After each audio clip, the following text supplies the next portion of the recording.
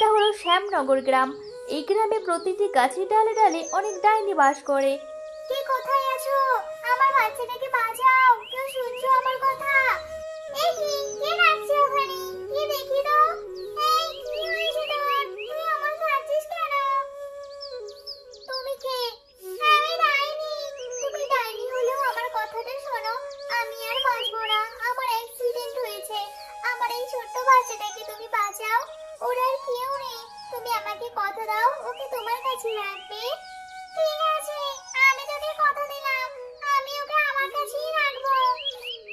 এখন কি করি এই মানুষের বাচ্চা নিয়ে? কোথায় যাব আমি?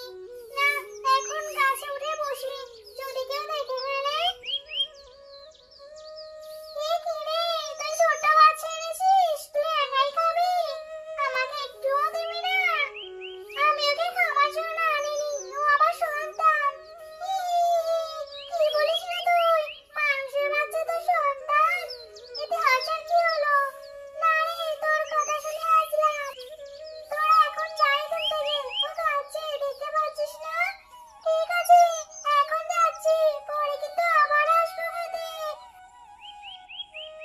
বাচ্চাটা তো অনেক কাঁদছে, ওর মনে খিদে লেগেছে। ওই যে ওই বুড়িমাটার ঘরে গরু আছে, ওখানে দুধ খাইয়ে আসি। একি, এখনই তো অনেকটা দুধ ছিল, এত কম দুধ কি করে হলো? কেউ কি এসে খেয়ে গেল নাকি আমার দুধটা? এভাবে কটা দিন ডাইনি বাচ্চাটাকে নিয়ে এদিক ওদিক ঘুরতে থাকে। এভাবে আমি কতদিন ঘুরবো? কিন্তু ওই ডাইনিগুলো একটু সুযোগ পেলেই তো আমার বাচ্চাটাকে খেয়ে নেবে। এরপর ডাইনি ওই বুড়িমার কাছে যায়। এই বুড়ি, তুই আমার একটা কাজ করে দিবি?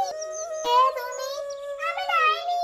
ও মা, ডাইনি, আমাকে মেরো না।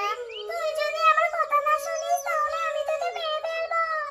শোন, আমার এই বাচ্চাটাকে তোর কাছে রেখে দে। ওর দেখাশোনা করবি।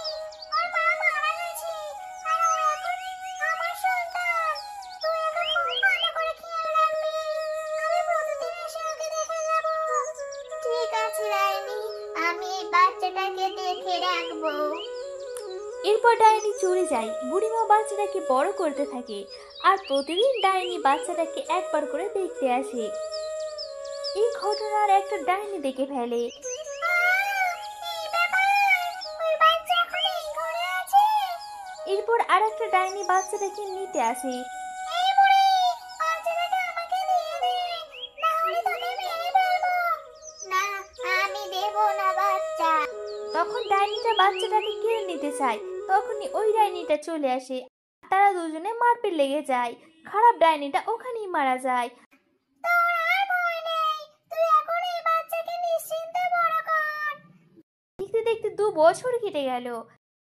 ঠাকুমা, আমার মা কখন আসবে? এই তো দিদি ভাই, এখনই আসবে।